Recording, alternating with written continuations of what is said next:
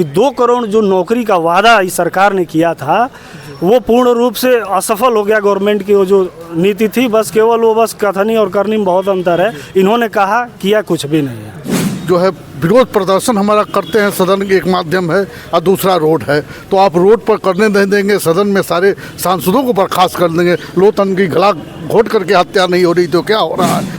देश की जनता ने पूर्ण बहुमत में इस सरकार को जिताया बार बार कि हमारे अच्छे दिन आएंगे। सरकार ने ये वादा किया था कि हम अच्छे दिनों का वादा किया था। लोकतंत्र की हत्या हो रही है। अच्छा। एक समय में ऐसा ही जर्मनी में भी हो रहा था। हिटलर ने ऐसे ही सपने दिखाए राष्ट्रवाद के नाम पे और धीरे धीरे पूरे देश का संस्था खत्म हो गया।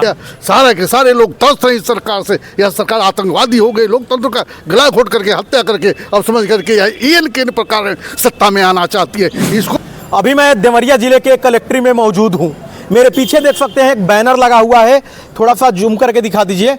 विपक्ष के 142 माननीय सांसदों के अलोकतांत्रिक निलंबन के विरोध में धरना प्रदर्शन। 142 सांसदों का निलंबन हो गया है और काफ़ी पक्ष और विपक्ष के जो नेता गण हैं कहीं ना कहीं इसमें विरोध प्रदर्शन कर रहे हैं। और ये निलंबन का प्रक्रिया ये चालू हुआ जब राजीव गांधी जी जब सत्ता में थे, जब उन्होंने शुरुआत में कुछ सांसदों को बाहर किया था। उसके बाद बीजेपी ने ऐसा रुख बदल दिया है और कहीं ना कहीं सांसदों का निलंबन कर दिया जा रहा है। इसी बीच में समाजवादी के कुछ लोग हैं, उनसे जानेंगे धरना में क्या हुआ है और अगर सांसदों को वापस नहीं लाया जाएगा तो क्या ये लोग करेंगे। क्या नाम है आपका? मैं पंकज प्रताप चौरसिया जी, वर्तमान राष्ट्रीय सचिव समाजवादी छात्र सभा जी। चौरसिया जी, जैसे कि आपके सरकार जैसे आरोप लगा रही है, कहीं ना कहीं बीजेपी के लोग ऐसे कर रहे हैं और जो संविधान है संविधान को हटाने का प्रक्रिया चालू कर रहे हैं, इसको कैसे देखते हैं?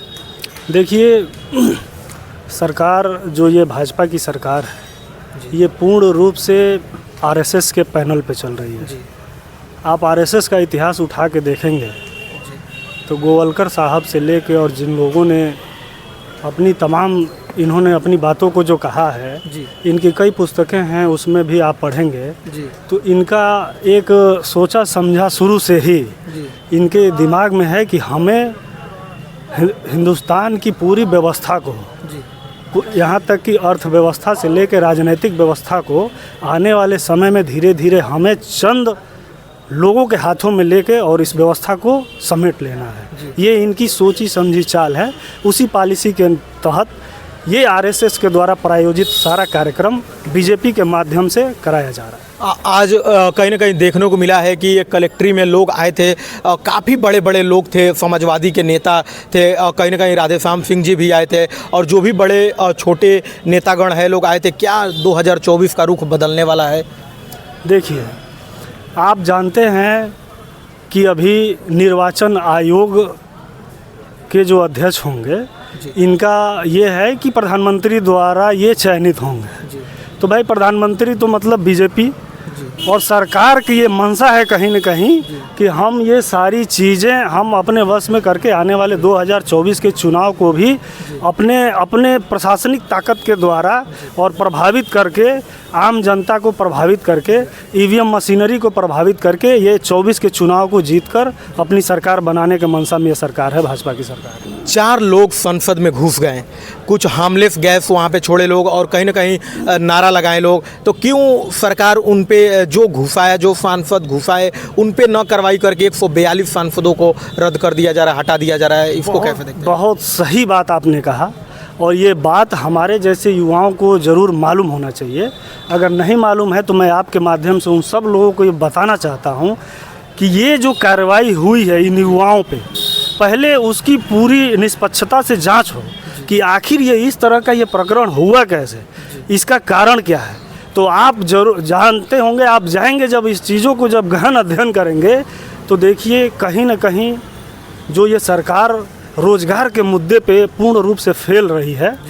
ये आज के युवाओं में बहुत बड़ा रोष है इस चीज़ को लेकर कि 2 करोड़ जो नौकरी का वादा इस सरकार ने किया था वो पूर्ण रूप से असफल हो गया। गवर्नमेंट की वो जो नीति थी बस केवल वो बस कथनी और करनी में बहुत अंतर है। इन्होंने कहा किया कुछ भी नहीं है।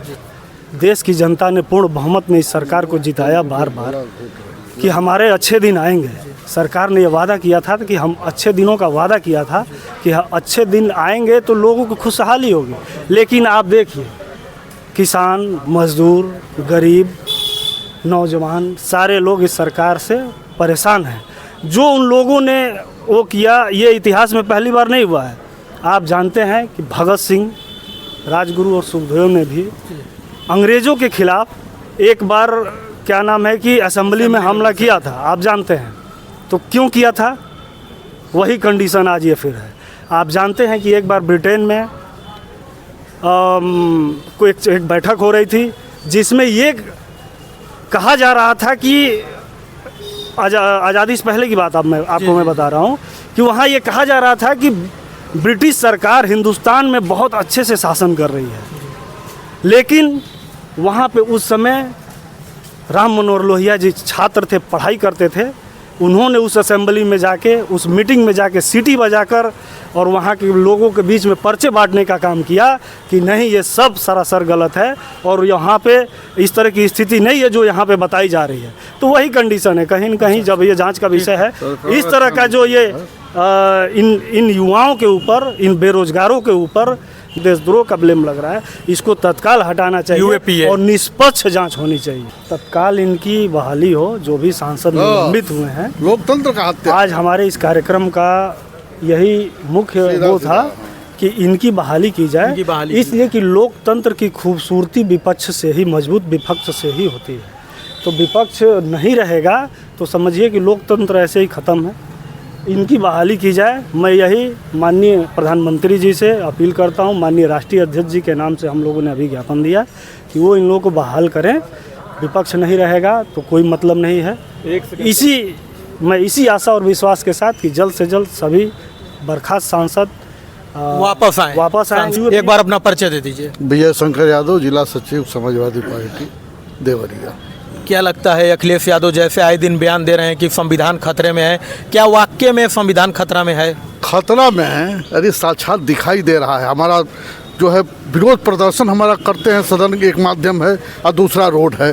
तो आप रोड पर करने नहीं देंगे, सदन में सारे सांसदों को बर्खास्त कर देंगे। लोकतंत्र की गला घोट करके हत्या नहीं हो रही तो क्या हो रहा है? आने वाले समय में ना रोजगार है, ना कि किसी को उपचार है, ना कहीं किसी को काम मिल रहा है। डीजीपी हमारा कहाँ चला गया? जो 2 करोड़ की आपने बात कहा वह सारा का सारा धराशायी हो गया है। आप केवल विषयांतर करके छात्रों को, नौजवानों को, कि किसानों को गुमराह कर रहे हैं। हमारी जो फसल हो रहा है उसका भी आप कहीं क्रय केंद्र नहीं खुला, लिया नहीं गया। सारे के सारे लोग तरस रहे इस सरकार से। यह सरकार आतंकवादी हो गई, लोकतंत्र का गला घोट करके, हत्या करके और समझ करके इन के प्रकार सत्ता में आना चाहती है। इसको तो सारे लोग मिल करके अब जो चिंगारी जो है वह जल गई है। अब हम विरोध कहाँ कर पाएंगे? आप कहाँ विरोध कर पाएंगे? जो विरोध करेगा वो बाहर चला जाएगा, जेल में चला जाएगा। सारे लोग जो अच्छे, जो आजम खां जैसा ईमानदार नेता, आज सुई के नोक बराबर कोई हवाला घोटाला दिखा दीजिए कहीं वो, लेकिन उस वजह से आदमी को आपने जेल में डाल दिया तो कौन बचा हुआ है? कोई नहीं बचा है। लोकतंत्र जो है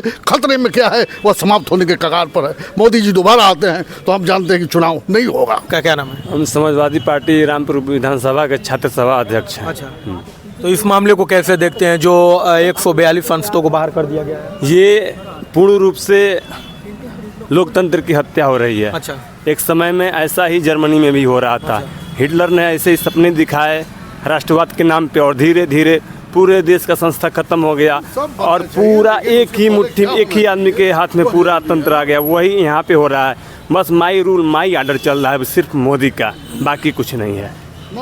इंडिया गठबंधन को कैसे देखते हैं? कहीं ना कहीं अभी इंडिया गठबंधन में बवाल छिड़ा था। जो आरजेडी जेडीयू पार्टी थी उसमें विवाद हुआ। फिर अखिलेश यादव की पार्टी को कह रहे थे लोग कि नहीं, हम एक ही जगह चुनाव लड़ेंगे जो कांग्रेस है। इसको कैसे देखते हैं इंडिया गठबंधन को? देखिए, ये सब छोटी बातें हैं और ये जो चुनाव होने जा रहा है बड़ी बात है, लोकतंत्र को बचाने की बात है। तो छोटी बातों पर लोग ध्यान नहीं देंगे। पूरे देश में सभी विपक्षी पार्टियां एक साथ आ रही हैं और मोदी जी का सफाया होने जा रहा है 2024 में। ये बचेंगे नहीं, इस बात को आप लिख के रखिएगा। जब से हमारा देश आज़ाद हुआ है 1950 से आज तक ऐसा कभी नहीं हुआ था। सरकारें आती थी जाती थी लेकिन लोक लाज से चलती थी, लेकिन आज ऐसा नहीं है। आज सिर्फ तानाशाही चल रही है, एक ही पार्टी की, एक ही सरकार की, एक ही व्यक्ति की।